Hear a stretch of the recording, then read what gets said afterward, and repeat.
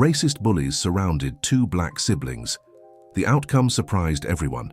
Christina Taylor watched through her kitchen window with tear-filled eyes. Across the street, her son Jacob and her daughter Amy were being surrounded by a group of young men who kept pointing and talking loudly. Just 2 weeks after moving to the small town of Pine Creek, rural Georgia, her children were already facing what she had feared most when deciding to relocate there. That's when a gray-haired lady approached the group with determined steps. Miss Eleanor, a retired teacher and respected figure in the community, walked toward the young men with a severe expression on her face. The situation had gone too far when her own grandson Ryan led that hostile approach to the new residents. "What's going on here?" asked Miss Eleanor, her firm voice cutting through the commotion. "Nothing much, Grandma," replied Ryan, averting his gaze. He wore a black and yellow jacket that made him stand out in the group, just getting to know the newcomers. Miss Eleanor observed the tense faces of Jacob and Amy, both wearing identical blue hoodies, gifts they had received from their mother when they were accepted into their new school. The siblings, 16 and 15 years old respectively, kept their arms crossed in a defensive posture. "Getting to know them?" questioned the elderly woman. "That's not what it looks like, Ryan. This isn't how I raised you." Luke, Ryan's inseparable friend who wore a flashy red and yellow jacket, stepped forward. "We were just showing them how things work around here, Miss Eleanor. They need to know how to adapt." The lady adjusted her glasses and took a deep breath. "You don't own this town. And these young people," she pointed to Jacob and Amy, "have just as much right to be here as any of you." Ryan laughed mockingly. "Of course, Grandma, we're just giving them our kind of welcome." "Your kind or your father's kind?" Miss Eleanor's question dropped like a bomb. Silence took over the small circle that had formed in the town square. Some residents passing by started to pay attention to the scene.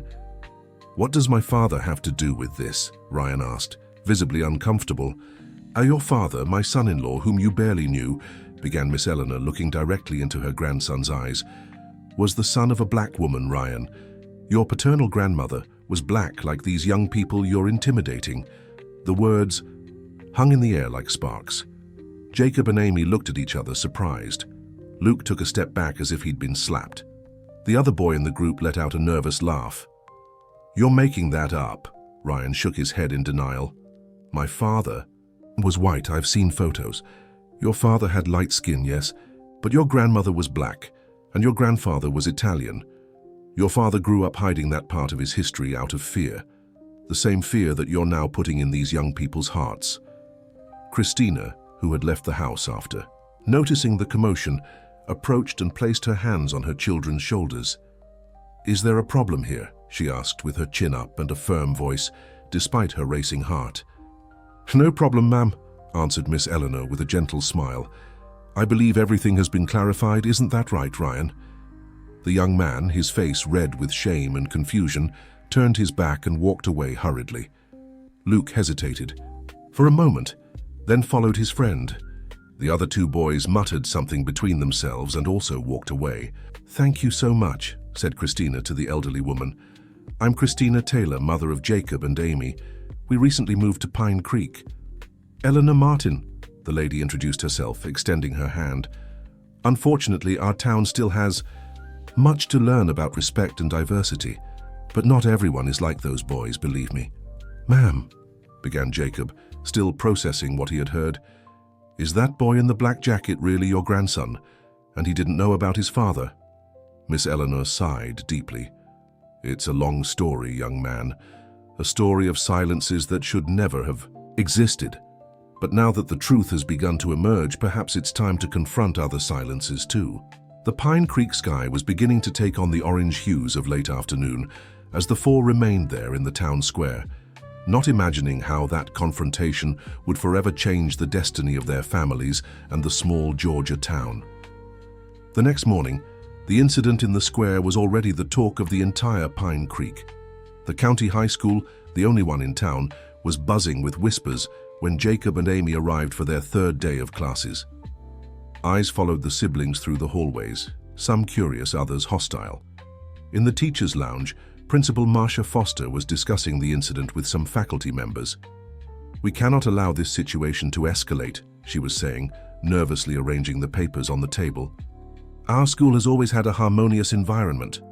The history teacher, Paul Mitchell, crossed his arms. Harmonious because we've never had to face our own intolerance, Marcia. This family's arrival is simply exposing what was already here. The principal gave her colleague an impatient look. Paul, you always dramatize everything. It was just a misunderstanding between teenagers. A misunderstanding with clear racist motivations, Paul shot back. And from what I've heard, Miss Eleanor's grandson is in the middle of it.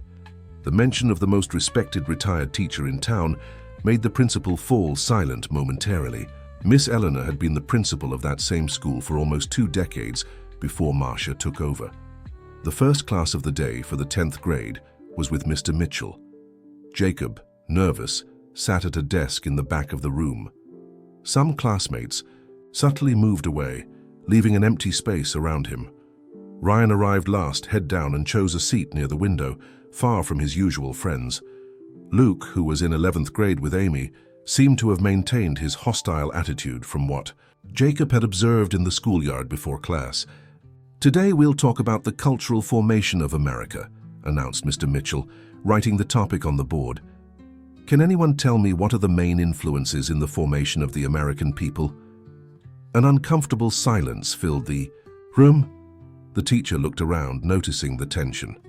No one? He insisted. Come on, it's not a difficult question. A girl with curly hair in the first row timidly raised her hand. Native Americans, Europeans, and Africans, Mr. Mitchell. Excellent, Megan. And this mixing resulted in a diverse people, the girl completed. Exactly, a diverse people with a rich and complex cultural identity. But, Paul paused, looking directly at where Ryan was sitting, why is it that, even being such a mixed country, we still have so many problems with racism? Dear listener, if you're enjoying the story, please take a moment to like and especially subscribe to the channel. It really helps us who are just starting out. Now, continuing. The question provoked a murmur in the room. Ryan sank even deeper into his chair, feeling as if the teacher was speaking directly to him. In the 11th grade classroom, Amy's situation wasn't any better. During the break between classes, she heard Luke commenting loud enough for her to hear. Seems like we have a relative with impure blood among us. Who would have thought, right? Ryan always acting superior, and now we find out he has black blood in his veins. The laughter that followed made Amy's stomach turn. She thought about confronting them, but remembered her mother's advice not to get into trouble during their first days. Instead, she took a deep breath and headed to the bathroom, where she let a few tears escape. At the end of the day, when the siblings returned home, Christina immediately realized something was wrong. Her children's silence contrasted with the enthusiasm they had shown during their first 2 days of school. What happened? She asked, serving snacks at the kitchen table. Jacob shrugged. Nothing much. Jacob, Christina used her mum tone, that doesn't accept half-truths. I know you two too well to know when something's wrong. Amy finally broke down. Everyone is talking about yesterday. Luke, that friend of Miss Eleanor's grandson, was making jokes about him having impure blood because of his black grandmother. Christina sat down, trying to contain her frustration. I already spoke with the principal this morning, she continued. You know what she told me? That you should try to adapt better to avoid this kind of situation. What? Questioned Jacob, incredulous. So it's our fault now? That's exactly what I asked her, replied Christina. She suggested that maybe you should be less, how did she put it? Conspicuous, as if the problem was the color of your skin and not their prejudice. A heavy silence fell over the small kitchen. The move to Pine Creek had been a difficult decision for Christina after the separation. The job as a nurse at the local hospital offered a better salary and more stability than she had in Atlanta, but now she wondered if she had made a mistake. Let's give it time, she finally said, holding her children's hands. We won't let them make us give up without even trying. That same night, on the other side of town, Ryan stared at the ceiling of his room, unable to sleep. His grandmother's words echoed in his mind. Was it true? Why had they never told him? His father had distanced himself from the family when Ryan was only 5 years old.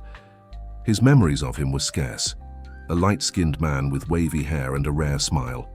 Unable to contain his curiosity, he got up and went to his grandmother's room. Despite the late hour, a faint light escaped from under the door. He knocked lightly. "Come in," Miss Eleanor's voice sounded calm. Ryan opened the door and found his grandmother sitting in the armchair by the window with an old photo album on her lap. "I knew you would come," she said, indicating the edge of the bed for him to sit. "You want to know if it's true, don't you?" The young man nodded, unable to formulate the questions that tormented him. Miss Eleanor turned a few pages of the album and then extended it to her grandson. In the yellowed photograph, a young man embraced a black woman with a broad smile. "Your paternal grandparents, Anthony and Louise, they met when your grandfather arrived from Italy and went to work at the same factory as your grandmother in New York." Ryan stared fixedly at the image of the woman he had never known. There was something familiar about that smile, about the eyes. "Why did no one ever tell me?" His voice came out almost as a whisper. "Your father, Michael, suffered a lot of prejudice in his youth," explained Miss Eleanor with a sigh. "When he moved here and met your mother, he decided to hide that part of his history. He had light enough skin that no one questioned. After he left, your mother thought it best to continue with the silence." "Mom knew." Ryan felt a tightness in his chest. "Yes. She met your paternal grandparents a few times before they distanced themselves." The young man closed his eyes, trying to process the avalanche of information. "So I was raised believing a lie?" There was hurt in his voice. "And I spent years making jokes, treating people badly like..." He couldn't finish the sentence. The weight of the revelation and his own actions was crushing him. "You were raised with a part of your history erased," Miss Eleanor gently corrected, "and now you have the chance to rewrite it. Those new siblings in town, I was horrible to them. There's still time to fix that, Ryan." The young man returned the album to his grandmother and stood up. "I need to think." As he walked back to his room, Ryan felt as if the ground beneath his feet had changed. The world he knew, the certainties he had, everything seemed different now. And the worst part was knowing that for years he had been part of the problem, propagating the same prejudice his father had tried to escape. The next morning, Miss Eleanor woke up with an idea. After breakfast, she informed her grandson that she was going to visit the neighborhood, as she regularly did. But this time, she had a specific destination in mind. Christina was finishing preparing lunch when the doorbell rang. She opened the door and was surprised to see Miss Eleanor. "Good morning, Christina. Sorry to drop by unannounced." "Miss Eleanor, what a surprise. Please, come in." The lady entered, observing the modest but cozy house. In the living room, Amy was reading a book while Jacob was on his phone. "Good morning, young people," greeted Miss Eleanor. The siblings responded politely, but there was clear tension in the air. "I came to extend an invitation," announced the lady, turning to Christina. "I'm organizing a lunch next Sunday at the church community hall. I'd very much like the three of you to attend." Christina hesitated. "That's very kind, but..." "I insist," Miss Eleanor smiled. "It would be an opportunity to meet other people from town. Good people, believe me." "Are you inviting many families?" asked Jacob, suspicious. "Some," replied Miss Eleanor, sustaining the young man's gaze, "including mine. And yes, my grandson will be there." An uncomfortable silence filled the room. "I don't know if that's a good idea," Amy commented quietly. "I understand your hesitation." Miss Eleanor sat on the sofa in a gesture indicating she wouldn't leave so soon. "But I believe it's exactly what we need, to confront the discomfort, not run from it." Christina looked at her children, then at the lady before her. There was something in Miss Eleanor's determination that made her want to trust. "I need to think about it," she finally replied. "Can I give you an answer by Friday?" "Of course," Miss Eleanor stood up. "And if you decide to come, don't worry. I won't allow anything unpleasant to happen." After the lady left, Christina gathered her children in the kitchen. "What do you think?" "I don't want to go," Amy said immediately. "It'll be embarrassing." "I agree," added Jacob. "Besides, who guarantees it's not a trap? What if those guys are planning something?" Christina sighed. Miss Eleanor seems sincere to me, and maybe this is an opportunity to change things, instead of just complaining about them. Mom, Jacob looked seriously at his mother. Do you really think a lunch will solve racism in this town? No, son, but it could be a start. We can't spend our lives running from necessary confrontations. Meanwhile, Miss Eleanor was making her second visit of the day. The Martin family house was one of the largest in town. Ryan had gone out with friends, which facilitated the conversation she intended to have. Sandra Martin, Ryan's mother, received her mother-in-law with visible nervousness. Eleanor, what a surprise. Ryan isn't... I know that, Sandra. I came to talk to you. The two women sat on the porch with coffee cups that cooled without being touched. I told Ryan about Michael's parents, said Miss Eleanor without beating around the bush. Sandra paled. Why did you do that? We had agreed. We agreed on... A lie, Sandra. A lie that is hurting my grandson and other people. Eleanor, you don't understand this town, the people here. I was born and raised here, Sandra. I know Pine Creek better than you do, and I know it will only change if we drive that change. Sandra looked away to the well-kept garden. What do you want from me? We're having a community lunch on Sunday. I invited the Taylor family. The newcomers, Sandra's eyes widened. Eleanor, you can't be serious. I've never been more serious, and I hope you and Ryan will be there. It will be a disaster. Maybe, or maybe it will be the beginning of the healing that this family and this town need. When Ryan returned home in the afternoon, he found his mother still disturbed by Miss Eleanor's visit. After hearing about Sunday's lunch, the young man locked himself in his room. The shame and confusion of the past few days had given way to a growing anger at himself, at his parents, at the lie he had lived in. He took his phone and typed a message to Luke. We need to talk. It's serious. Hours later, the two friends met in the square. Luke immediately noticed that something was wrong. What's the problem, man? You've been acting strange since that day. Ryan took a deep breath. What my grandmother said. About my father. About my paternal grandmother being black. It's true. Luke stared at his friend with an expression that mixed shock and discomfort. Man, your grandma must be getting confused. She's old. No, Luke. She showed me photos, documents. My father hid this his whole life. A heavy silence fell between them. So what? Luke finally spoke. What does that change? Everything! Ryan ran his hands through his hair, exasperated. I spent my life making jokes, looking down on, treating badly people who are like my own family. Luke let out a humorless laugh. For God's sake, Ryan, just because you found out you have a black great-grandmother doesn't mean you have to become an activist now. You're still the same. No, I'm not. And that's the point. The discussion extended for almost an hour, with Luke becoming increasingly defensive and Ryan increasingly frustrated. When they finally separated, both knew something fundamental had changed in their friendship. On Sunday, the church community hall was decorated simply but with care. Miss Eleanor had arrived early to supervise everything. Gradually, the invited families began to arrive, bringing dishes to share. Christina and her children were among the last to enter. Jacob and Amy walked tensely beside their mother, expecting hostile looks at any moment. To their surprise, they were received with genuine smiles by several residents. Welcome, said Mr. Mitchell, who approached with a glass of juice. I'm glad you came. Miss Eleanor came to receive them personally. I'm so glad you accepted my invitation, she smiled, hugging Christina. Come, I want to introduce you to some people. On the other side of the hall, Sandra and Ryan observed the scene. The young man had spent the week avoiding school as much as possible, claiming to be sick.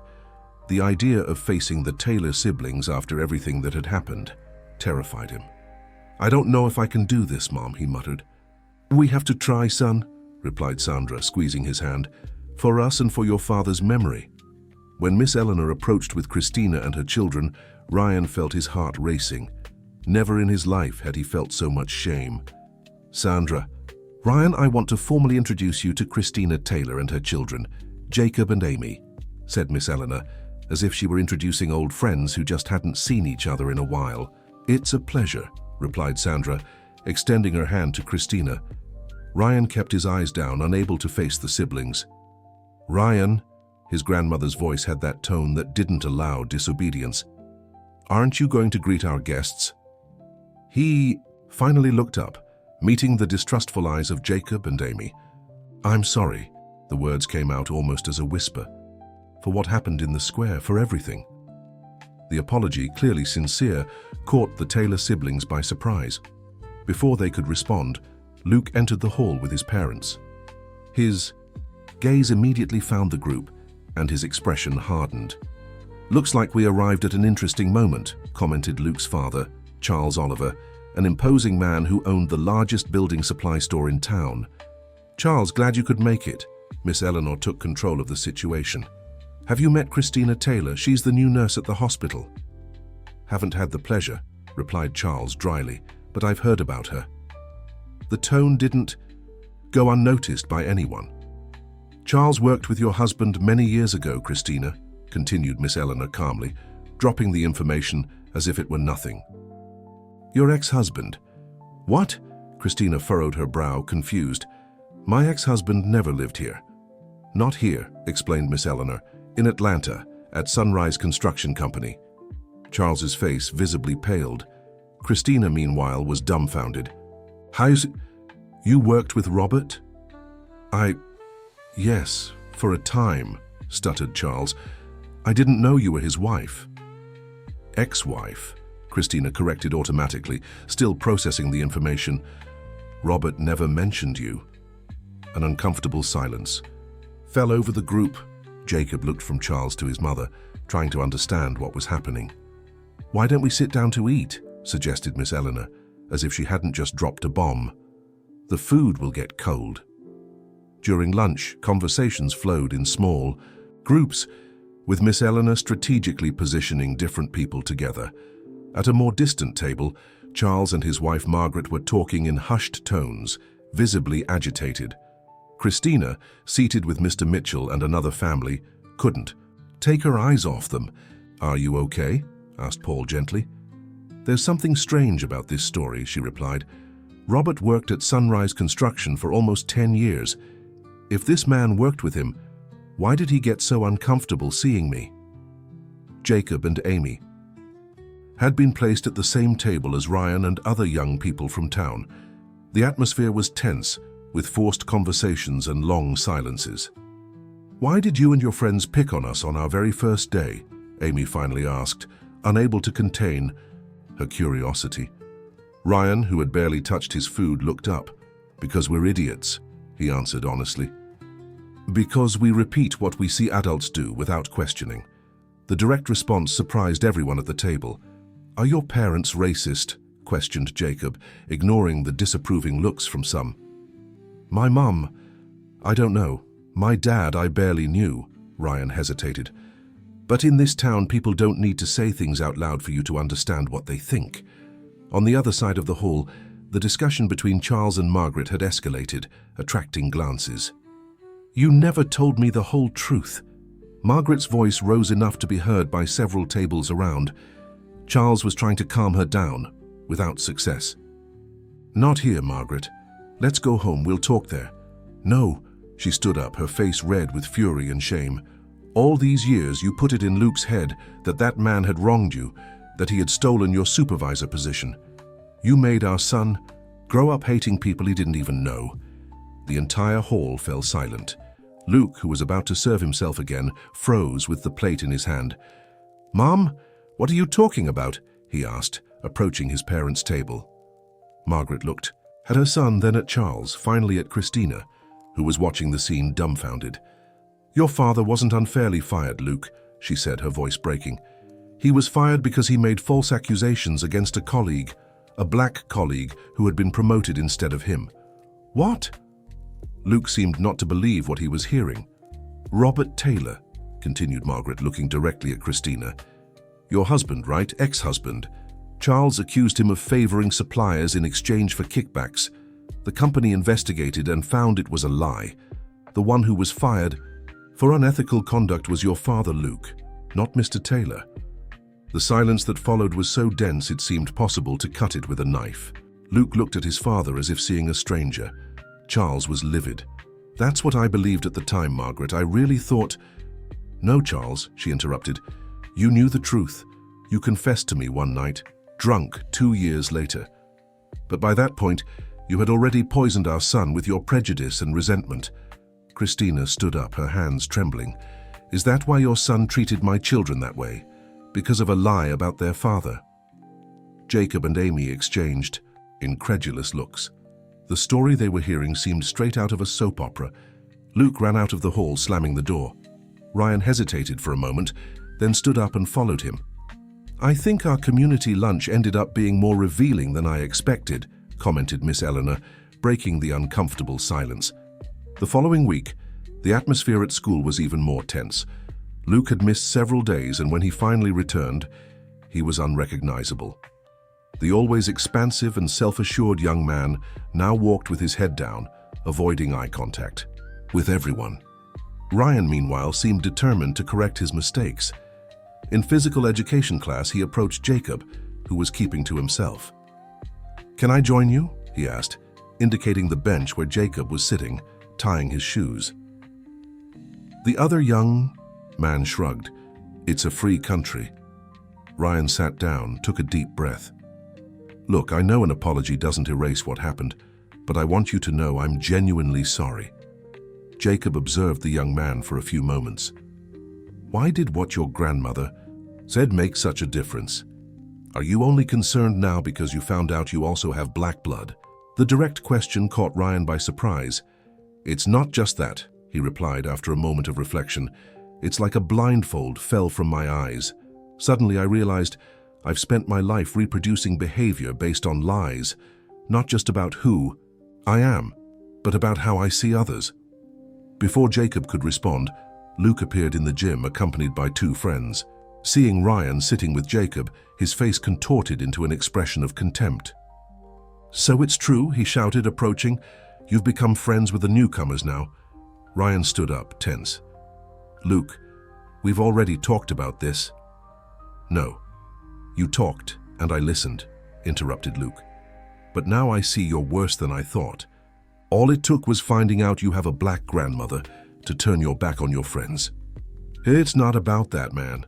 "Oh no." Luke took a step forward, aggressive. "Then what is it? Explain it to us." Jacob positioned himself beside Ryan instinctively. "Hey, leave him alone." Luke laughed bitterly. "Look at that. Now you have a defender. How cute." The physical education teacher noticed the commotion and quickly approached. "Any problem here, boys?" "None, coach," answered Luke, without taking his eyes off Ryan. "We're just getting to know the new Ryan better, who now thinks he's too good to hang out with us." "Enough, Luke," Ryan raised his voice. "This isn't just about me. It's about you too, about what your father taught you to believe about others without any foundation." The mention of his father was like lighting a fuse. Luke advanced, pushing Ryan hard. The teacher intervened immediately, separating the two. "That's enough. Both of you to the principal's office now." In Principal Foster's office, versions of the confrontation were heard. In the end, Luke was suspended for 3 days due to physical aggression, while Ryan received a warning. "You are intelligent young men," said the principal with a tired sigh. "Don't let the mistakes and prejudices of adults define who you are." When they left the principal's office, Luke passed by Ryan without looking at him. In the hallway, Jacob was waiting. "Are you okay?" he asked Ryan. "I think so," he replied, rubbing his shoulder sore from the push. "Sorry for getting you involved in this." "I got myself involved." Jacob gave a half smile. "But thanks for trying to defend me." It was a small beginning, but significant. Dear listener, if you're enjoying the story, please take a moment to like and especially subscribe to the channel. It really helps us who are just starting out. Now continuing. In the following weeks, the story of the confrontation in the gym spread through the school, adding to the revelations from the community lunch. As expected, distorted versions began to circulate, some blaming Jacob for what happened. One day, during the break, Amy opened her locker and found an anonymous note. "Your brother is nothing but a snitch who likes to cause problems. Go back to where you came from." With her heart racing, she put the paper in her pocket and tried to act normally. for the rest of the day, but the tension was visible on her face when Jacob met her at the exit. "What happened?" he asked, concerned. Amy hesitated, then showed him the note. Jacob read it, and his face transformed into a mask of fury and frustration. "This won't stand," he said, pocketing the paper. "I'm going to talk to the principal." "No, Jacob," Amy held her brother's arm. "It'll only make things worse. They'll say we're making it up. And what do you suggest? That we stay quiet while they keep harassing us?" At that moment, Ryan approached, noticing the heated discussion. "Everything okay?" Jacob looked at his classmate, hesitant. In recent days, Ryan had made an effort to get closer, sitting near him in classes, offering help with subjects. There was still distrust, but something like a friendship was beginning to emerge. After a moment, Jacob handed the note to Ryan. "Look what they put in my sister's locker." Ryan read the content, his face growing increasingly somber. "I'm almost certain this is Mark's doing." "Who's Mark?" asked Amy. "One of the guys who was with me and Luke the day that—" "You know," Ryan seemed uncomfortable. "He's the most radical of the group, always has been." "What can we do?" asked Jacob. Ryan thought for a moment. "For starters, keep this note as evidence, and then I think we should talk to Mr. Mitchell. He'll support us." That afternoon, the three sought out the history teacher, who listened attentively to the report and examined the note. "This is serious," said Paul, adjusting his glasses. "I'll talk to the principal, but first I want to propose something to you." The young people waited, curious. "I'm planning a project on family memory and cultural diversity in America," explained the teacher. "Each group will research their own origins and how they connect with the country's history. It would be interesting if you three formed a group." "Us three?" Jacob seemed skeptical. "Yes," Paul smiled. "Sometimes knowing the other's story is the first step in breaking down prejudices, and I have a feeling you might discover interesting things." Despite Jacob and Amy's initial hesitation, the project began the following week. The groups were formed, and to Luke's dismay, he was placed with Mark, the one responsible for the note, and two other girls who seemed equally dissatisfied with the arrangement. Mr. Mitchell distributed a research outline to each group. "I want you to interview your family members. Look for old photos, documents, anything that tells your family's story," he explained. "In the end, each group will make a presentation to the class." After class, Ryan waited for Jacob and Amy in the hallway. "Can we start tomorrow?" he suggested. "At the town library. My grandmother said there are some old newspaper archives that might help." "Why at the library?" questioned Amy. "Wouldn't it be better at someone's house?" Ryan blushed slightly. "I thought you wouldn't want to come to my house." The sincere comment left the siblings without a response. Finally, Jacob shrugged. "The library sounds good." The next afternoon, the three met at the small Pine Creek Town Library. Miss Clements, the elderly librarian who had worked there for more than 4 decades, received them with a warm smile. "Ryan, good to see you, and these are your friends?" "Hi, Miss Clements. These are Jacob and Amy Taylor. We're doing a family history project for school." The lady adjusted her glasses to better observe the siblings. "Taylor? From Atlanta?" Amy's eyes widened in surprise. "Yes, we moved from there. How do you know?" Miss Clements smiled enigmatically. "Pine Creek is small, my dear. News travels fast. Come, I'll show you where the archives you need are." She led them to a room at the back of the library, where several shelves held boxes organized by dates. "Here are the local newspapers dating back to 1950, explained the librarian. "And on that shelf over there, we have some photo albums of the town's main families and events." While the young people began their research, Miss Clements brought an additional box. "Ryan, I thought this might interest you," she said, placing the box on the table. "These are newspaper clippings from Atlanta from the 1970s and 80s. Your grandmother donated them to the collection a few years ago." "Thank you, Miss Clements." For almost 2 hours, the three immersed themselves in the archives. They found photos of the town's traditional families, records of festivities, news about the inauguration of the school, the hospital, the church. "Look at this," said Jacob, pointing to a yellowed photo. "Your grandmother receiving a Teacher of the Year award in 1985. Ryan smiled, proud. "She was the school principal for a long time. Everyone respects her in town." That's why nobody beat you up when she revealed you had a black grandmother, joked Amy, relaxing for the first time in Ryan's presence. The young man laughed, shaking his head. Probably. Amy, who was examining the box with clippings from Atlanta, suddenly became very serious. Guys, you need to see this. She turned the newspaper so the other two could see. It was a report from 1978 with the headline, "Workers Protest Against Unjust Dismissals at Sunrise Construction Company." In the photo accompanying the article, a group of men held signs. In the middle of them, clearly recognizable, were Anthony Martin, Ryan's grandfather, and Robert Taylor, Jacob and Amy's father, much younger, side by side. "That's," Jacob pointed, incredulous. "My grandfather and your father," completed Ryan, equally shocked. "Together." They avidly read the report. According to the text, Sunrise Construction had fired several black employees after a change in management. The workers, led by Anthony Martin, organized a protest that lasted 3 days and gained community support, forcing the company to rehire the employees. "This was long before what happened with your father and Luke's father," commented Ryan. "My Italian grandfather and your father fought together against racism at the construction company." The revelation fell like a bomb on them. Their families weren't strangers to each other. There was a connection, a shared history that no one had told them about. "We need to show this to my grandmother," said Ryan, photographing the page with his phone. "She must know more about this story." When they left the library, night was already falling on Pine Creek. The Georgia winter was beginning to approach, bringing a cold wind that made them walk faster. "My mum must be worried," commented Amy, looking at the rapidly darkening sky. "I can walk you home," offered Ryan. "The streets get deserted at night." Jacob hesitated. Accepting Ryan's company seemed like a big step, considering how they had met. But the discovery in the library had changed something between them. "All right," he finally agreed. "Thanks." The three walked in silence, each absorbed in their own thoughts, when a pickup truck stopped abruptly beside them.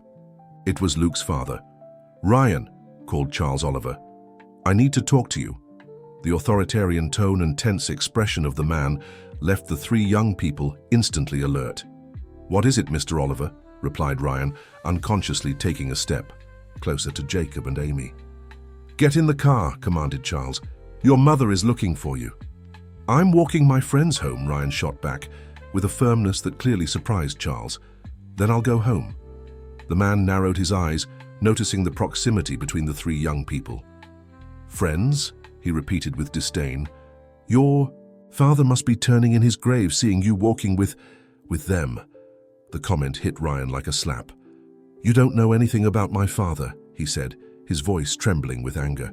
"We just discovered that my grandfather and their father fought together against racism at Sunrise Construction, long before you made up that story to harm Mr. Taylor." Charles turned livid. "What are you talking about, boy?"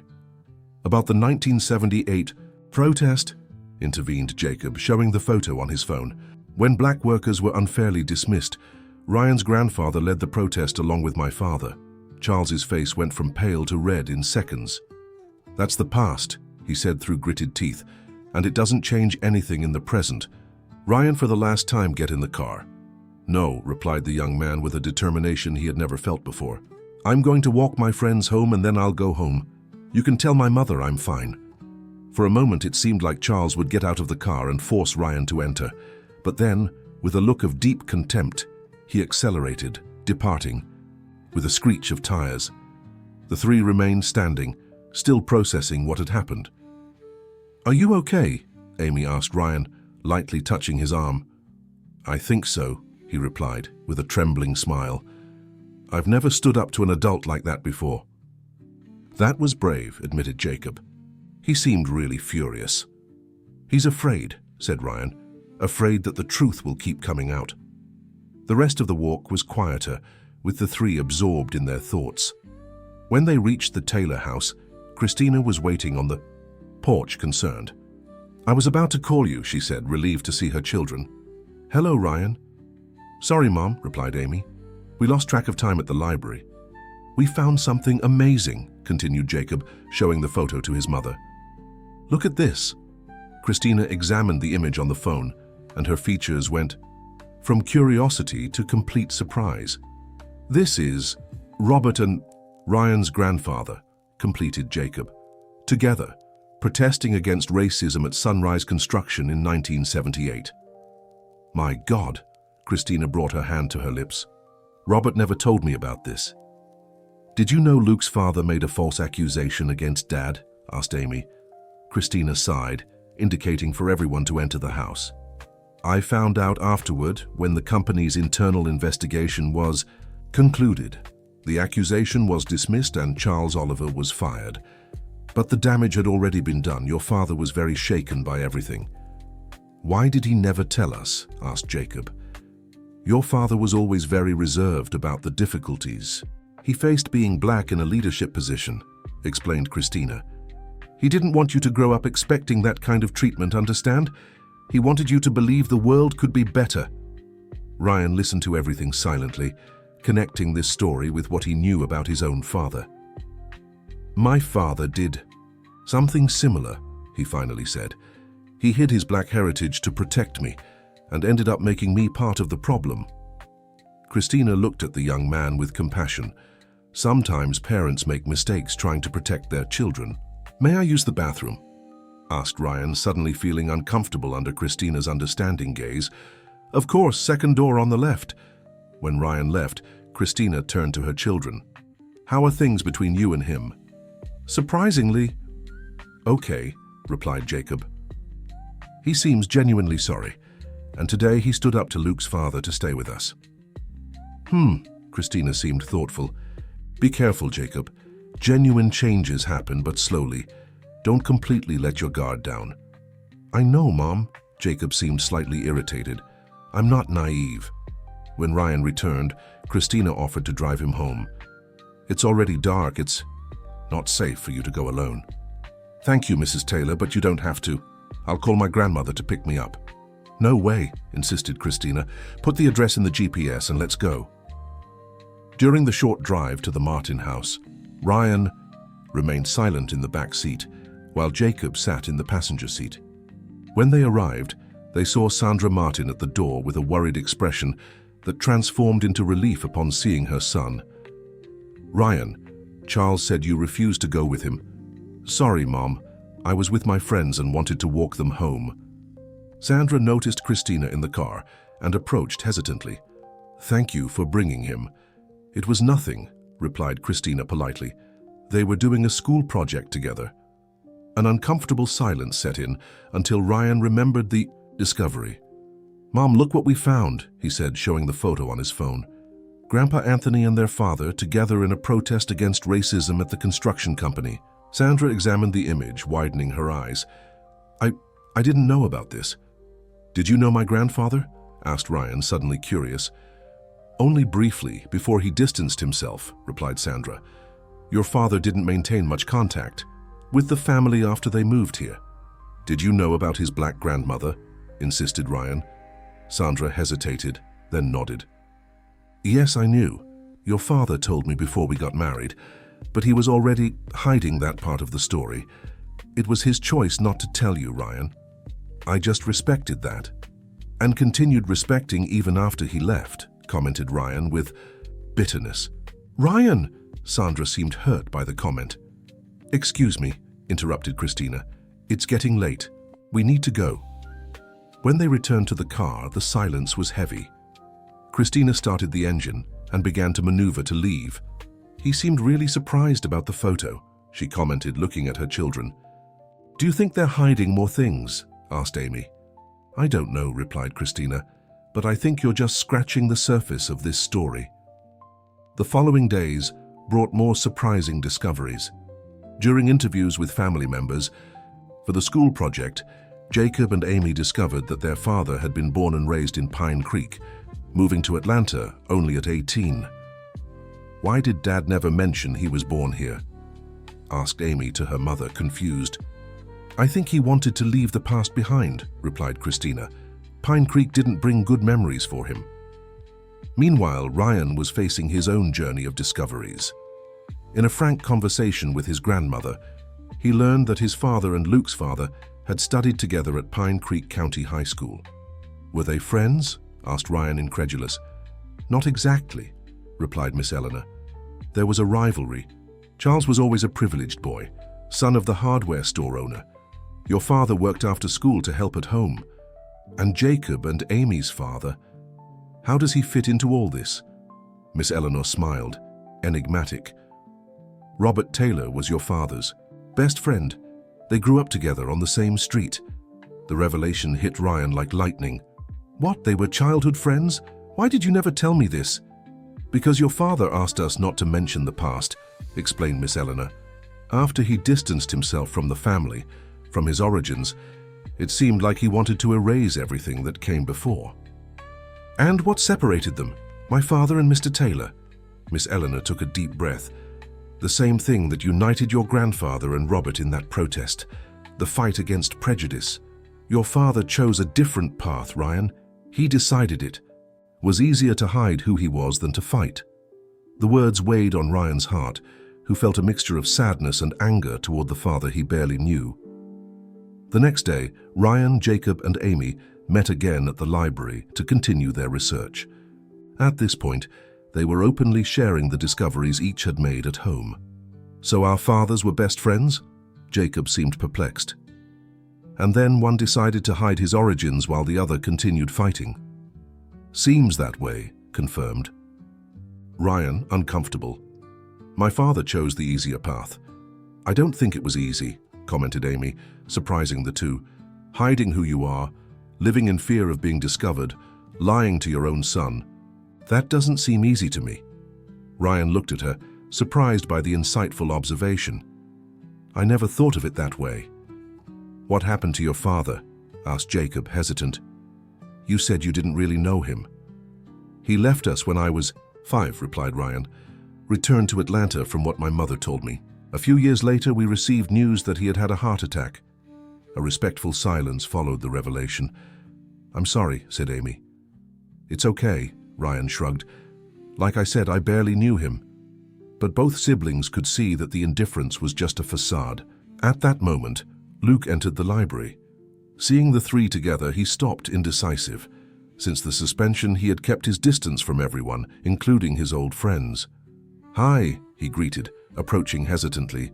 Mr. Mitchell said, You were researching here. What do you want? Asked Jacob, defensive. Actually, Luke seemed uncomfortable. I wanted to know if I can join your research. The three exchanged surprised looks. Why? Questioned Ryan. You have your own group. Luke sighed. Mark refuses to do anything with me since that fight. The girls are doing the work on their own. And why do you think we want you in our group? Asked Jacob, crossing his arms. Look, I know I was a jerk, admitted Luke, surprising everyone with his frankness. But after that lunch, the things my mom said, I've been thinking a lot, and I want to understand what really happened between our families. Ryan looked at the Taylor siblings, uncertain. What do you think? Amy shrugged. Fine by me. After all, his father is part of this story too. Jacob hesitated more, studying. Luke with distrust. If you're planning something... I'm not, interrupted Luke. I swear.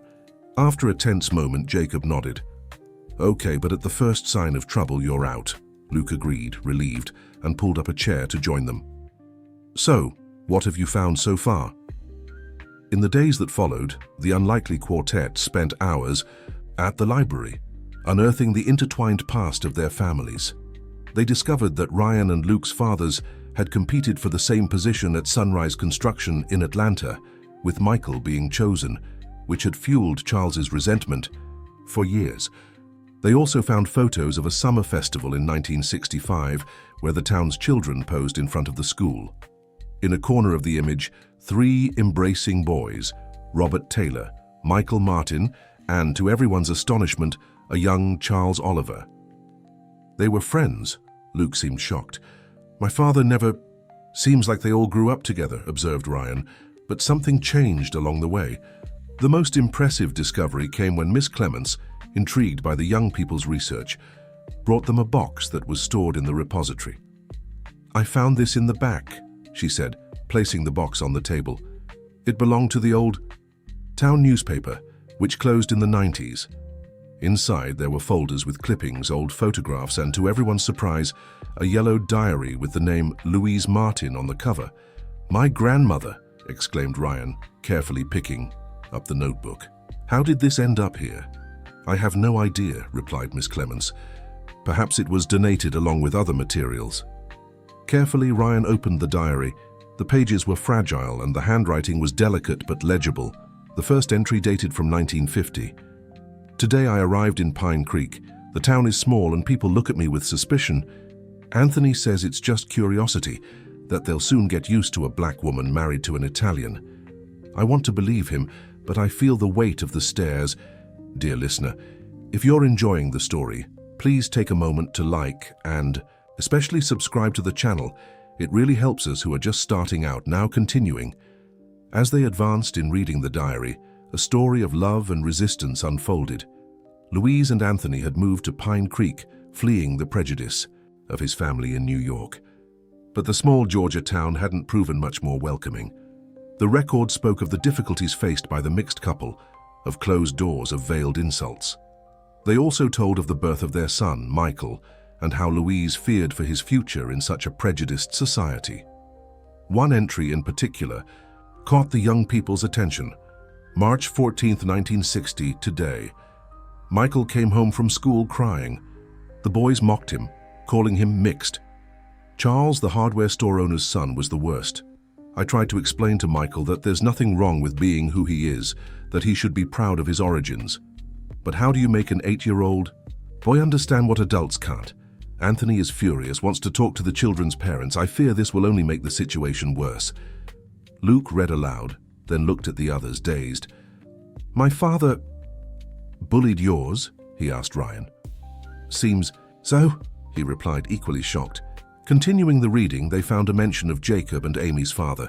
September 20th, 1960. Little Robert Taylor is a blessing. Since they moved to the house next door, he and Michael have become inseparable. Robert doesn't care about my son's skin color, about my husband's accent, or about the malicious comments from other children. He simply accepted Michael as he is.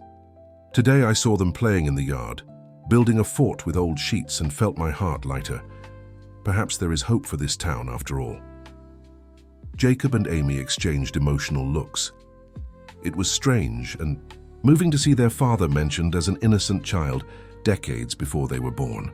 Advancing further in the diary, another important event was recorded. July 5th, 1965. There was a serious fight at school today. Charles Oliver was mocking Michael again, saying he was neither white nor black, that he didn't belong anywhere. Robert intervened, defending my son, and the two ended up fighting in the schoolyard. Michael was paralyzed without reaction. All three were suspended. Anthony is worried that this will affect Michael's future. Sometimes I wonder if we made the right choice coming to this town. History is repeating itself, murmured Amy, looking at the three young men around her. The same names, the same conflicts, generation after generation. But now we have the chance to change that, said Ryan, determined. The entries in the diary became more sparse in the following years, but a pattern emerged. Michael, tired of the prejudice, began to deny his black heritage, trying to pass as white, causing deep sadness to Louise. Robert, on the other hand, even being accepted for having light skin, continued to confront racism openly, often defending friends who couldn't defend themselves. Charles Oliver appeared occasionally in the records, always as an antagonistic figure, someone who used his privileged position to belittle others.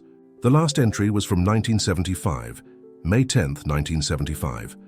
Michael left today for Atlanta. He says that there no one knows who he is, that he can start from scratch. My heart is shattered, my own son running from who he is. Anthony tries to console me, saying, it's just a phase, that he'll return when he's ready. But I see in my husband's eyes that he doesn't believe it either. Robert came to say goodbye. There were tears in his eyes. Those boys who grew up like brothers now follow such different paths, one running away, the other confronting. I wonder which of them will find peace. The silence that fell over the group was dense, loaded with emotions. My father never came. Back to visit her? Asked Ryan, his voice breaking. I don't know. replied Luke, equally shaken. "But from what we've seen, it seems not." "And your father?" Jacob turned to Luke. "Did he continue with the same behavior his whole life?" Luke lowered his eyes, ashamed. "From what I saw at the community lunch, yes. And he passed it on to me like a poisoned inheritance." That night, each of the young people returned home with the weight of the discoveries. They had agreed to continue the research in the coming days, but they already had enough material to start the project presentation. When Jacob and Amy told their mother about Louise's diary, Christina became visibly emotional. "Robert told me about her," she said, wiping away a tear. "He said she was like a second mother to him, that she taught him to be strong, to face prejudice with his head held high." "Why did Dad never tell us he was born here?" asked Amy. "That he knew Ryan's father since childhood," Christina sighed. "Your father had a complicated relationship with the past. I think it hurt too much to remember the friend who chose such a different path, who denied his own origins." On the other side of town, Ryan was facing a difficult confrontation with his mother.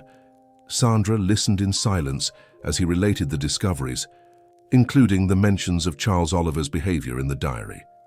"Why did you never tell me that Dad and Mr. Taylor were best friends?" asked Ryan, hurt.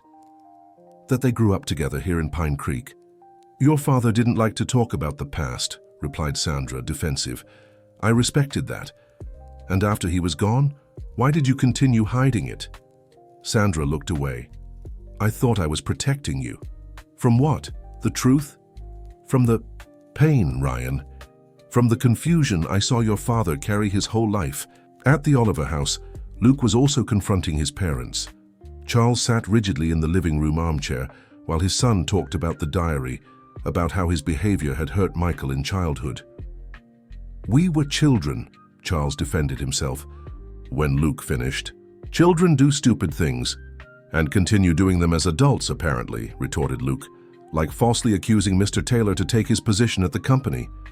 "You don't understand how the world works, Luke," Charles raised his voice. "That position was mine by right." "By right of what? Being white?" The question hung in the air like a toxic cloud. Margaret, who was watching the discussion in silence, finally intervened. "Enough, you two. Charles, it's time to be honest with your son, really honest." The man looked at his wife, then at his son, and something seemed to break inside him. "You have no idea what it's like to grow up poor in a small town like this," he began, his voice suddenly tired. "My father might have been the hardware store owner, but we were just getting by. Michael and Robert, they were brilliant. I felt diminished around them all the time. So yes, I mocked Michael for being mixed. It was the only advantage I had over him.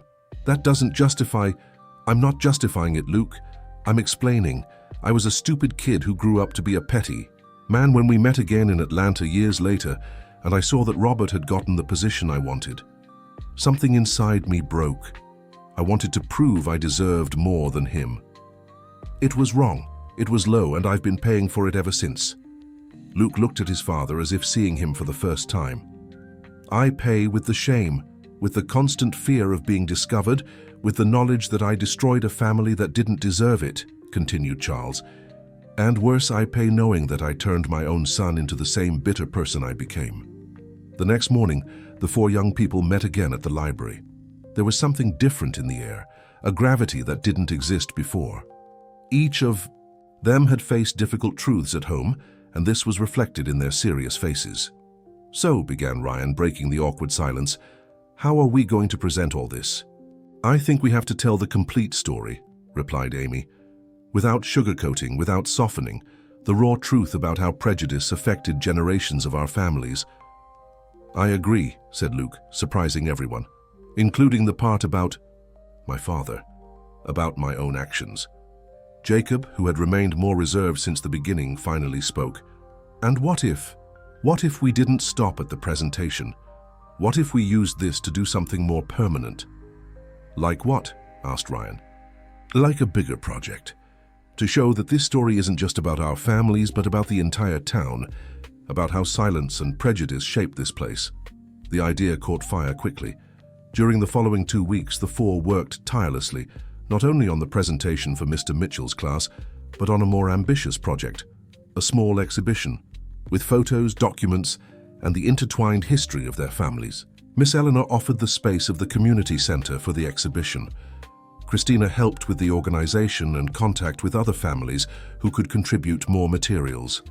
Even Sandra, initially hesitant, ended up providing old photos and letters from Michael.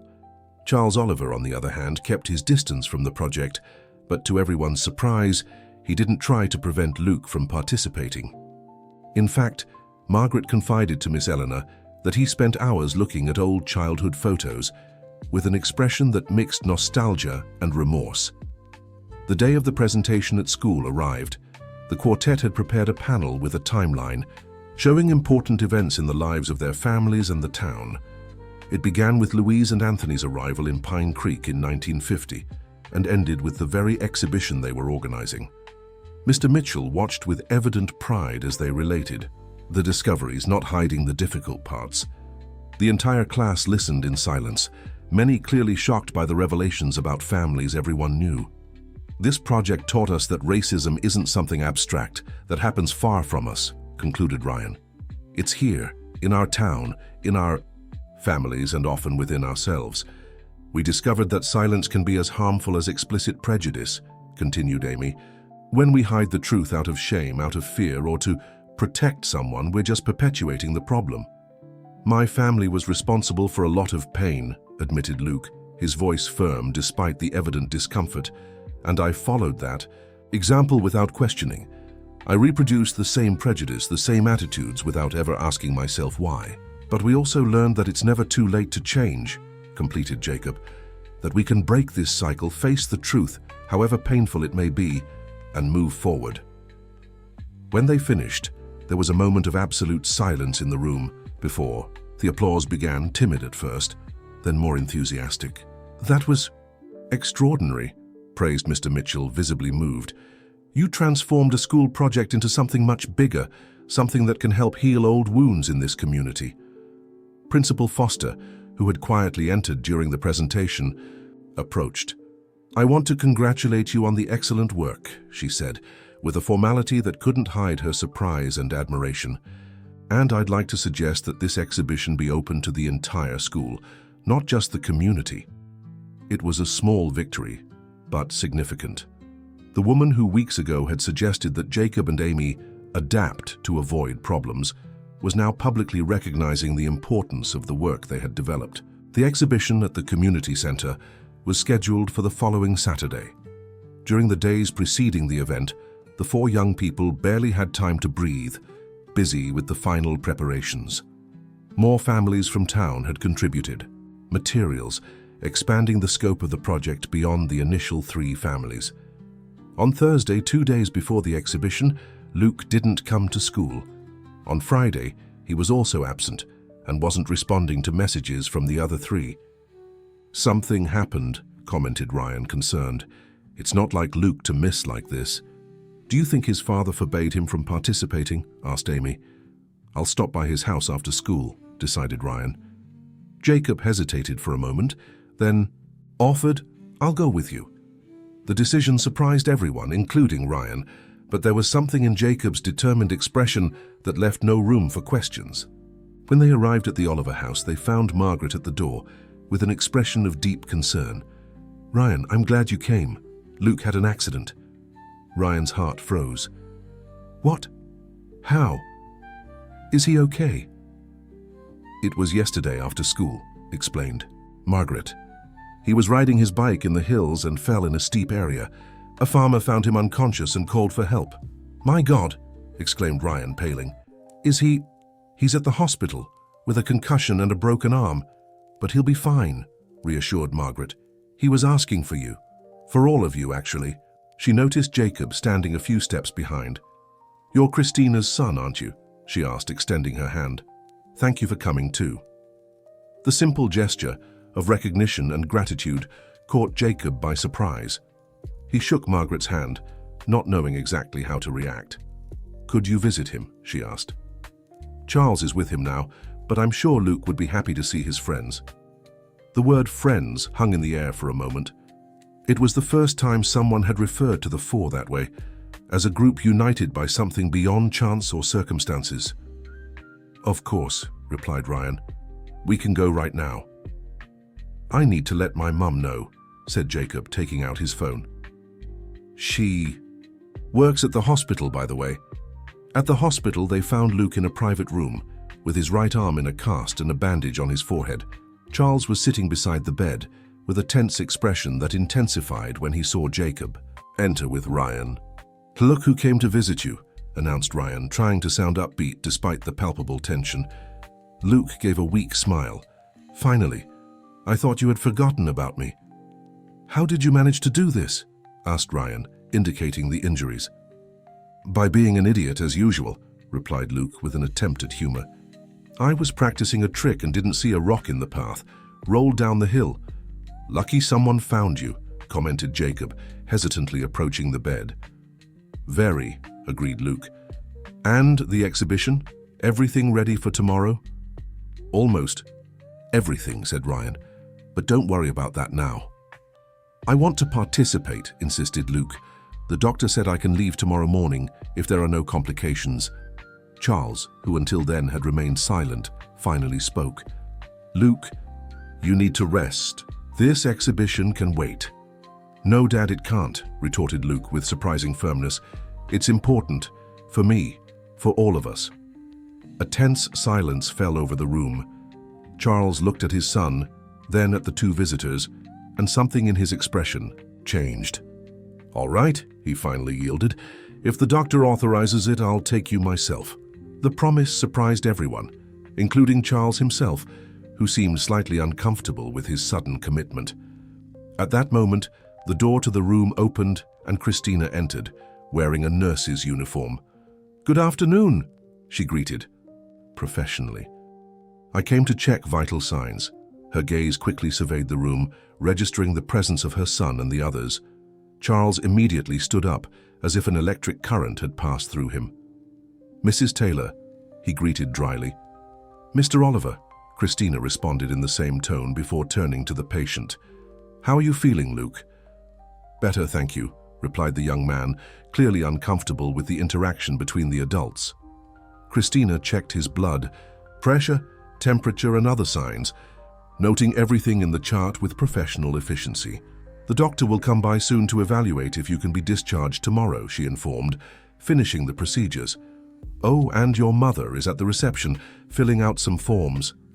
"Thank you," murmured Luke. Before leaving, Christina gave Jacob a significant look, and he nodded imperceptibly. The silent message was clear. Don't stay too long. After Christina's exit, the tension in the room seemed to decrease slightly.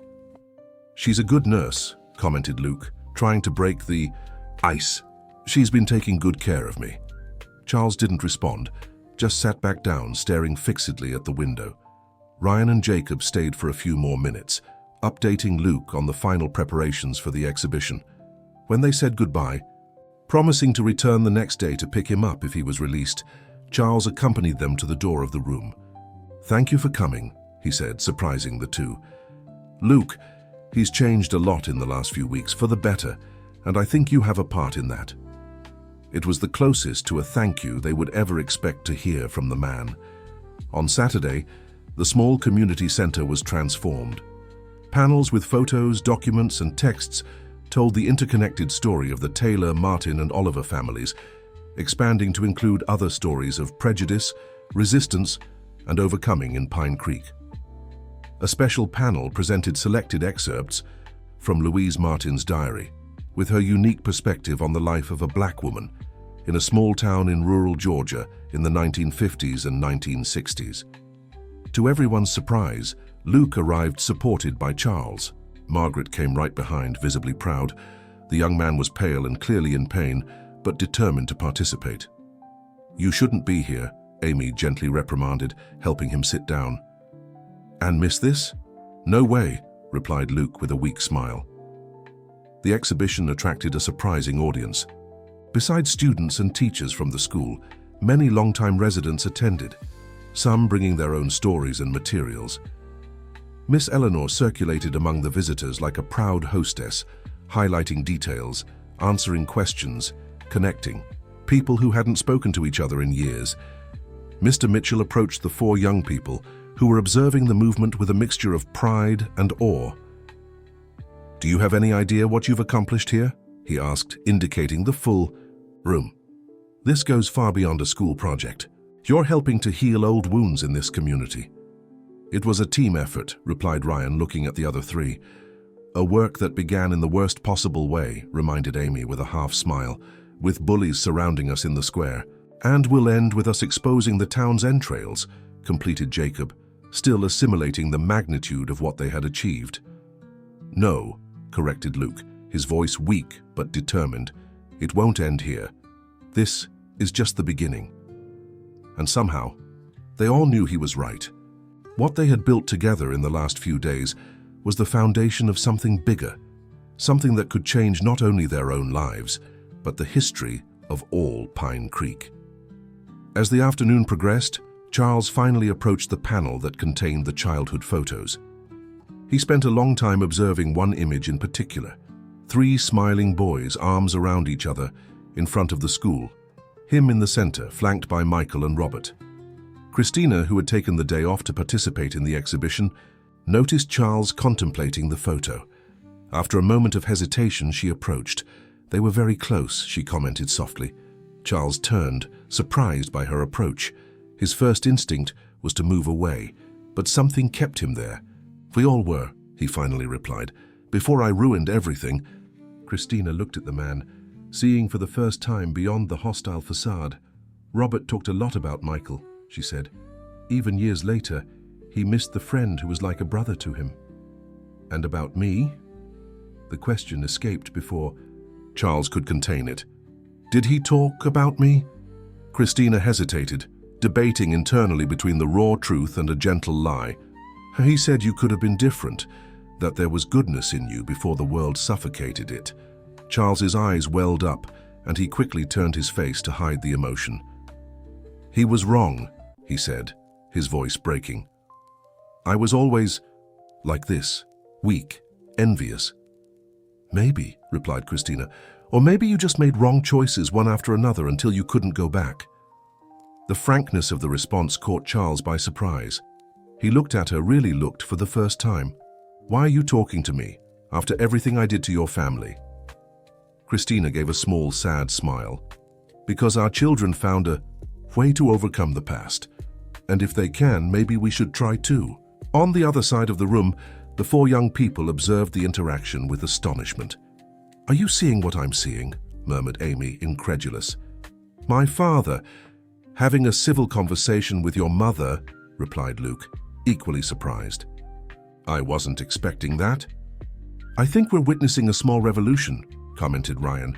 Jacob, the most skeptical of the 4, just shook his head. "Let's see how long it lasts."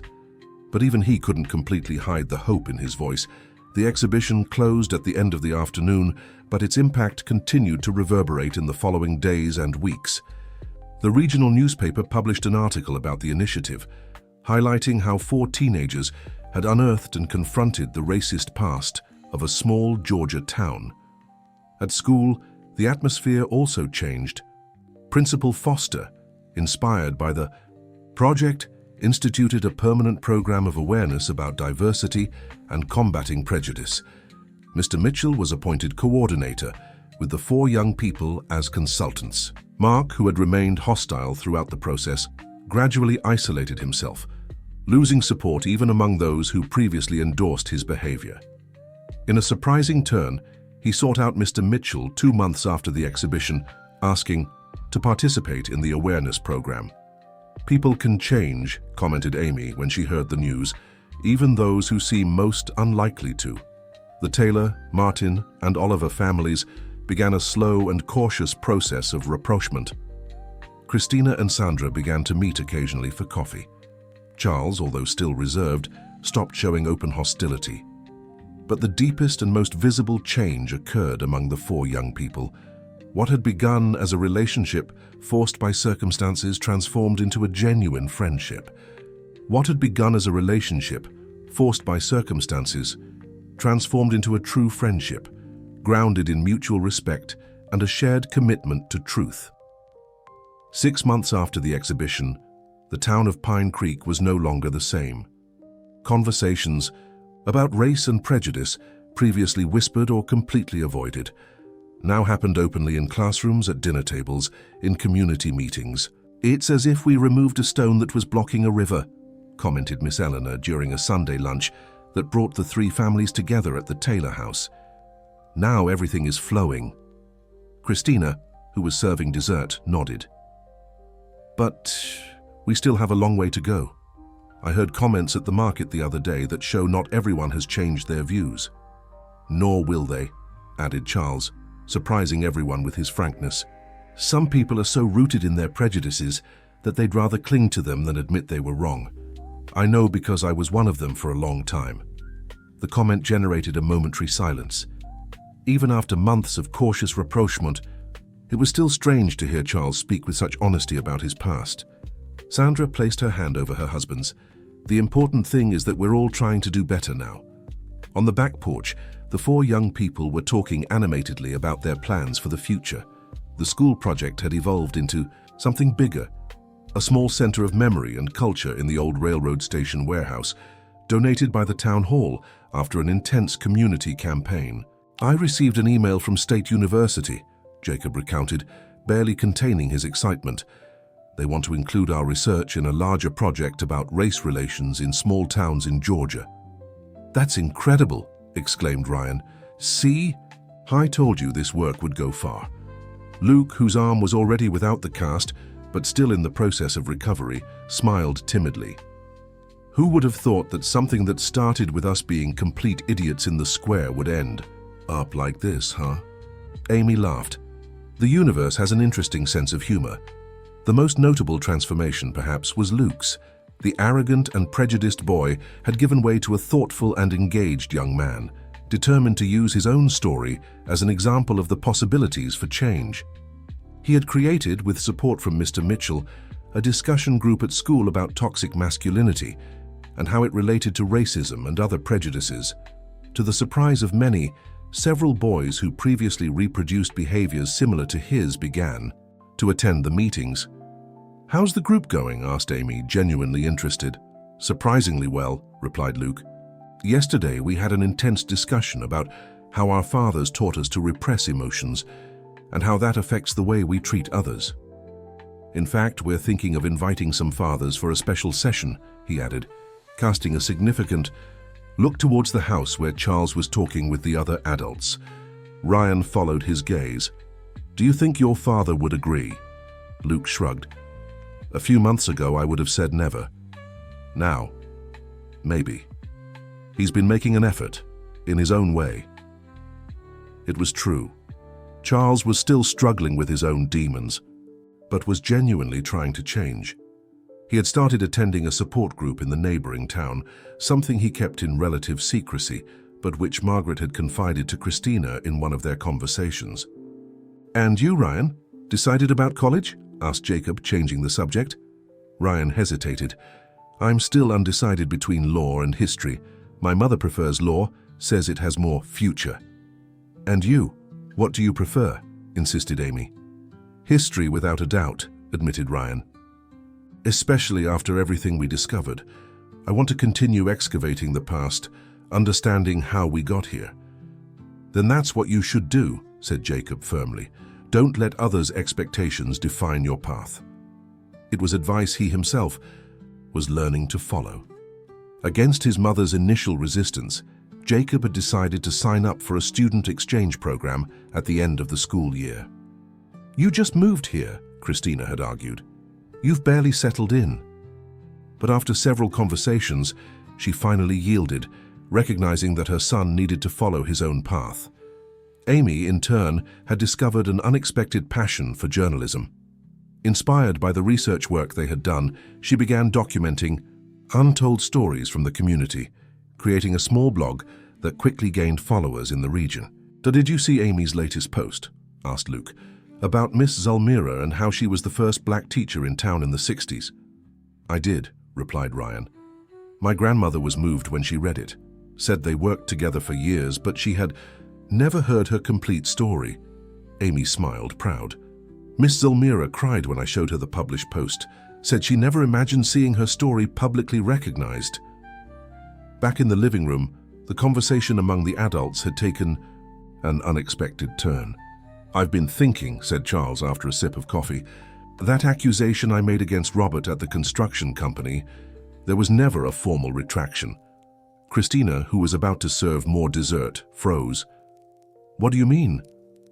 "I mean that, even after my dismissal, the company never issued a statement completely clearing his name," explained Charles. "There was an internal memo, but nothing public." "And why does that matter now?" asked Christina, cautious.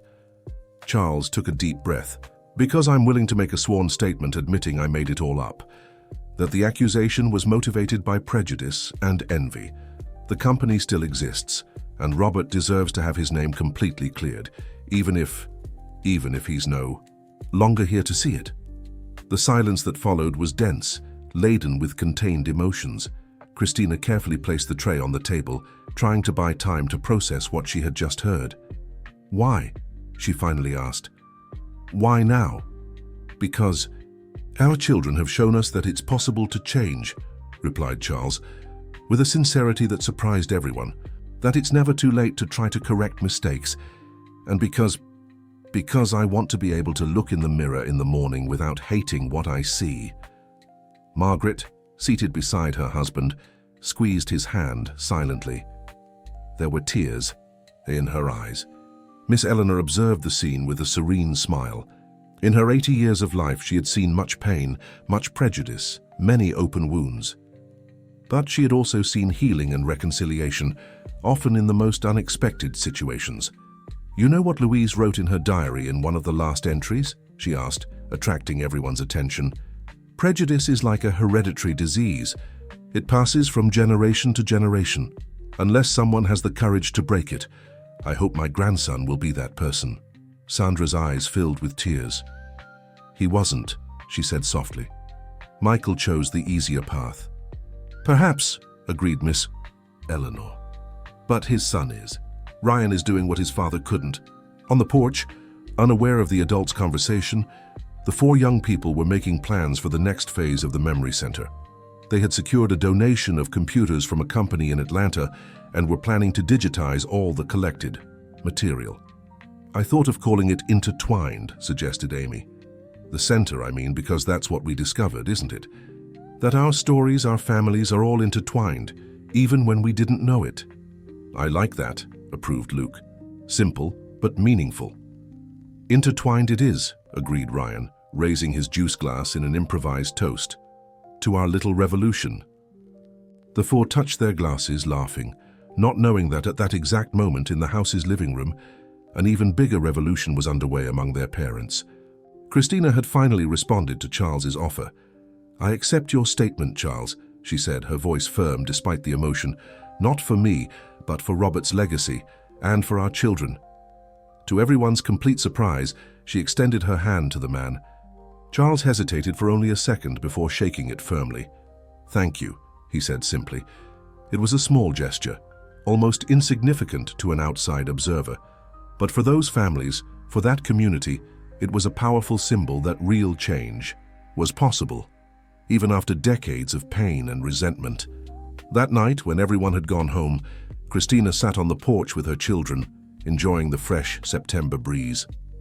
"It was a good day," she commented, looking at the stars that were beginning to dot the sky. "It was," agreed Amy, resting her head on her mother's shoulder. "Are you okay? We saw you shaking hands with Mr. Oliver." Christina smiled.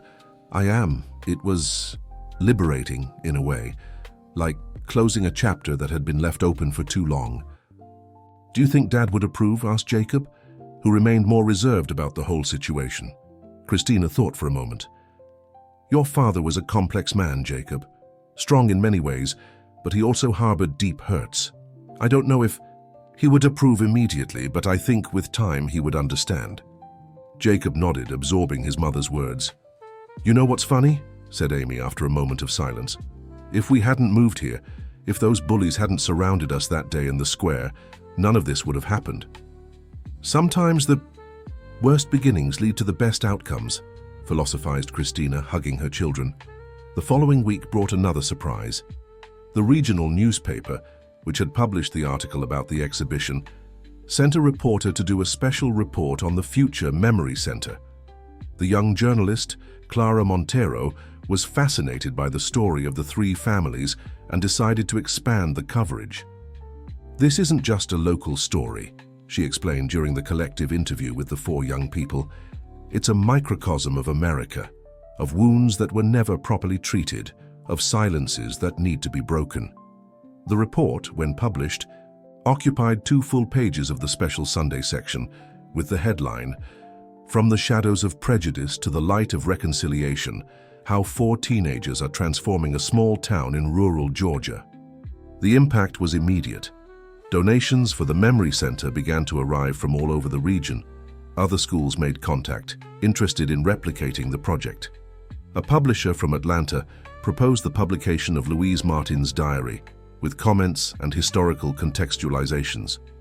"This is getting too big," commented Jacob, slightly alarmed by the repercussion. "What if we can't handle it?" "We will," assured Ryan. "Not alone, but we will. The entire town is involved now." It was true. What had begun as a school project had transformed into a community movement. Volunteers of all ages offered to help with the renovation of the station warehouse. Elderly people brought their stories, their photos, their memories. Young people offered skills in technology, design, social media. Miss Eleanor, appointed honorary president of the center, observed everything with a mixture of pride and amazement. "When I was young, I dreamed of a Pine Creek like this," she confided to Christina during an afternoon of work at the Future Center, "where people could be who they are, speak openly about their origins, their struggles." "You never gave up on that dream," observed Christina, arranging a pile of documents. "No," agreed the elderly woman, "but I confess I came close many times, especially when my son-in-law decided to deny his origins and distance my grandson from our history." Christina studied the wrinkled face of the lady, marked by time and experiences. "You must have been devastated." "We were," confirmed Miss Helena. "Anthony died believing he had failed as a father, that he hadn't managed to transmit to his son pride in his origins." Dear listener, if you're enjoying the story, please take a moment to like and especially subscribe to the channel. It really helps us who are just starting out. Now continuing. "And you? How did you feel?" Miss Eleanor smiled sadly. "Like an incomplete bridge. I tried to connect my grandson to his past, but I always faced resistance. First from Michael, then from Sandra. It was only when I saw those boys intimidating Jacob and Amy in the square that I realized, if I didn't speak at that moment, the cycle would never be broken." Christina gently squeezed the lady's hand. "You changed the destiny of many people that day, Miss Eleanor." Meanwhile, at the county high school, a small ceremony marked another significant moment. The school library, previously unnamed, was officially named Louise Martin Library, in honor of the woman whose words had inspired so many changes in the community. The suggestion, surprisingly, came from Luke. The approval was unanimous among students, teachers, and administration. On the inauguration plaque, a phrase extracted from the diary, "Books taught me that I am free to dream beyond the limits the world tries to impose on me." Sandra, who had initially hesitated to attend, felt tears running down her face as she saw the name of the mother-in-law she had barely known, eternalized in that way. By her side, Ryan firmly held her hand, equally moved. "She would be so proud of you," whispered Sandra to her son. "And of Dad?" asked Ryan, the question that always hovered between them when the subject was his paternal family. Sandra hesitated, then answered with an honesty that would have been unthinkable a few months before. "Your father made choices that hurt her deeply, but I think, seeing you today, she would understand that sometimes it takes a generation to correct the mistakes of the previous one." After the ceremony, the students returned to classes normally, but something had changed in the air. The school, which had already been gradually transforming over the last few months, now seemed officially committed to a new path. Mark, the former bully who had left the anonymous note in Amy's locker, surprised everyone by volunteering to lead a project on African American culture for the science fair. "Why are you doing this?" Amy asked directly when she saw him researching. In the newly inaugurated library, the young man, once so arrogant, seemed genuinely embarrassed. Because I realized I've spent my whole life repeating things I heard, without ever questioning if they were true, he replied after a moment of hesitation. And because I'm trying to be better. The sincerity of the response caught Amy by surprise. She nodded, accepting the explanation without further comment. Small steps, she thought. That's how change happens. The month of October brought an unexpected turn in the story. Charles Oliver, true to his word, made a sworn statement admitting the falsity of the accusations against Robert Taylor. The construction company, still in operation though with another name after corporate mergers, issued an official statement, completely rehabilitating the former employee's name. Even more surprising, the company offered financial compensation to the Taylor family, acknowledging the damage caused to Robert's career and reputation, even if belatedly. I don't know if we should accept it, confessed Christina to her children, after receiving the letter from the company's legal department. It seems, I don't know, like they're putting a price on your father's suffering. Or maybe it's the only way they found to try to repair an irreparable mistake, suggested Amy, always the more reflective of the two. Jacob, who was looking out the window, turned to face his mother and sister. What if we used the money for the center? He proposed. It would be a way to transform something that began with prejudice into something that fights exactly that. The idea was perfect. When Christina communicated her decision to the construction company, the response was beyond expected. Besides the compensation, the company offered materials and labor for the renovation of the station warehouse and proposed a permanent partnership with the Future Center in diversity and inclusion programs. Do you believe what's happening? Luke asked Ryan as they watched the works progressing rapidly with the new support structure. 6 months ago, I was mocking you in the square, and now we're creating this. Ryan smiled. Yeah, it's almost as if the universe was waiting for someone to take the first step to trigger all this. Or as if your grandmother had been planning this for decades, joked Luke, but there was a hint of truth in his observation. Miss Eleanor, with her wisdom of years observing the small town, had found the exact moment to break the silence that had sustained structures of prejudice rooted for generations. As the center took shape, other stories began to emerge. Families who, like the Martins, had hidden or minimized their Black or Native American origins. Cases of discrimination that had never been reported. Friendships interrupted by prejudice. Talents wasted for lack of opportunities. It's like we're draining a swamp, observed Mr. Mitchell during one of the center's management committee meetings. All this pain dammed up for so long finally finding a channel. A swamp that we helped create and maintain, added Reverend Anthony, who had recently joined the project, recognizing the local church's role in many of the community's silences. In late November, when the center was almost ready for the official inauguration, an exciting discovery mobilized everyone involved. While organizing the collection, Miss Clemens found a yellowed envelope addressed to Louise Martin, dated 1980, returned to sender with the inscription, "Addressee unknown." The sender was Michael Martin. My father tried to make contact? Ryan was incredulous as he examined the sealed and stamped envelope. Miss Eleanor, called in haste to see the discovery, held the envelope with trembling hands. I didn't know, she confessed, her voice breaking. I never knew he tried to write to his mother. There was a debate about whether they should open the envelope or not. It was a historical document, yes, but also something deeply personal. In the end, Miss Eleanor made the decision. Let's open it. Michael and Louise are gone, but perhaps this letter can help Ryan better understand his father and all of us to complete a bit more of this story. Carefully, the letter was opened. The pages, written in tight, nervous handwriting, revealed a man divided between the world he had built for himself and the roots he had tried to deny. Dear Mother, after years of silence, I don't know if I have the right to call you that. I don't even know if this letter will find you, or if you will want to read it after everything I've done. I have a son now, Ryan. He has your eyes, did you know? That same dark and deep tone that always fascinated me as a child. Every time I look at him, I see a bit of you, and it fills me with pride and shame at the same time. Pride for carrying in my son something of the strongest woman I've ever known. Shame for having spent so much time denying that connection. Robert was here last week. We met by chance in a restaurant. He was with his wife, I was with Sandra and little Ryan. It was strange, awkward. He asked about you and Dad. I didn't know what to say besides that you were well. He didn't seem to believe it, as if he knew I had lost contact years ago. Mother, I know I made choices that hurt you, that I abandoned not only you and Dad, but also myself in many ways. I convinced myself it was the easier way, the safer one for my family, but the truth is that I feel an emptiness that nothing fills. Ryan will start school next year. I'm afraid, Mother, afraid that he will face the same things I faced.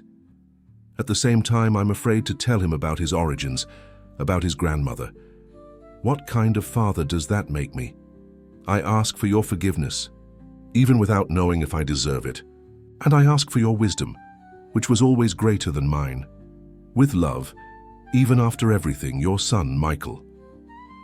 When Ryan finished reading aloud, there were tears in his eyes and in those of everyone present. The letter had never reached Louise, who had died without knowing that her son had, even if briefly, tried to reconnect with his roots. He was trying, said Ryan, his voice breaking. In his own way, he was trying. Miss Eleanor hugged her grandson at length. He was, dear, and now you're finishing what he started. Michael's letter, with due permission from the family, became a central part of the inaugural exhibition of the Intertwined Memory Center. Beside it, excerpts from Louise's diary, photographs of Robert and Michael as children, the report about the protest at the construction company, and dozens of other stories that had been discovered over those months. The day of the inauguration, December 10th, was declared a municipal holiday in Pine Creek. Regional authorities, representatives of social movements, journalists from various parts of the state attended. But it was the local residents, especially the older ones, who showed the deepest emotion as they went through the panels and exhibits. I never thought I would live to see something like this in our town, commented Mr. Gerald, an old barber who, at 92, was the oldest resident of Pine Creek. They're openly talking about things we spent our whole lives pretending didn't exist. The official ceremony was simple, but moving. The four young people who had started it all shared the stage with Miss Eleanor, Christina, Sandra, and, to the surprise of many, Charles Oliver, who had become an unlikely but dedicated supporter of the project in recent weeks. This center is not just about the past, said Amy in her speech. It's about how we choose to remember and how that memory shapes our future. It's about recognizing that our stories are intertwined, whether we want them to be or not, continued Jacob, and that we can only move forward together when we recognize both the pains and joys of that connection. It's about courage, added Luke. The courage to look at our failures, our contradictions, our prejudices, and decide that we can be better. And it's about hope, concluded Ryan. The hope that my great-grandmother Louise expressed in her diary, that one day this town, this country, could see beyond skin color, origin, social class. After the ceremony, as visitors explored the center, Christina found Charles standing before the panel that contained Michael's letter. It's strange, he commented without taking his eyes off the document. I spent so much time hating Michael for getting what I wanted, and all this time he was as lost as I was.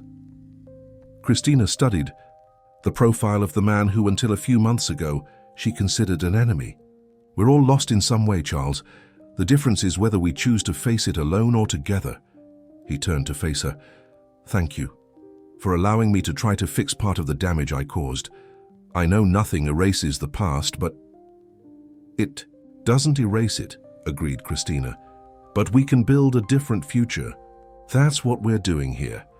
In the center's external patio, where a small plaza had been created with benches and native trees, the four young people observed the movement with a mixture of pride and amazement. We did it, said Amy, leaning back on the bench. We really did it. And this is just the beginning, reminded Jacob. We have a center to manage now. The four of us and the whole town, corrected Ryan. That's the beauty of what we created. It no longer depends just on us. Luke, who had remained silent, observing people entering and leaving the center, suddenly smiled. You know what's most incredible? that it all started with the worst version of ourselves. Me and my friends being complete racist idiots surrounding you in the square. And look where we are now. The four laughed, the tension of the last days of preparation finally dissipating. Sometimes you need to face the worst to find the best, philosophized Amy, in ourselves and in others. As the sun began to set, casting golden hues over the small Georgia town, a historic photograph was taken at the entrance of the intertwined Memory Center. In it, four young people side by side, genuine smiles illuminating their faces: Jacob and Amy Taylor, Ryan Martin, and Luke Oliver. Behind them, proud, their parents and grandparents. The image, framed and hung at the entrance of the center, bore a simple but powerful caption: "From the shadows of prejudice to the light of understanding. Pine Creek, 2023. In the weeks that followed, life gradually found a new rhythm. The center received regular visitors, especially school groups. The program of awareness about diversity and combating racism expanded to other schools in the region. The three families, previously divided by old hurts, continued their slow but steady process of rapprochement. But perhaps the most significant change was in the very atmosphere of the town. Pine Creek didn't transform overnight into a paradise of tolerance and understanding. Prejudices rooted for generations don't disappear so easily, but there was now a space for dialogue, for questioning, for growth. "It's as if we planted a seed," commented Miss Eleanor on a quiet afternoon at the center, observing a group of children absorbed in the interactive exhibition about diversity. "Now we need to care for it to grow strong and healthy." Beside her, Christina smiled. And who would have thought that seed would be planted by four teenagers who started as enemies?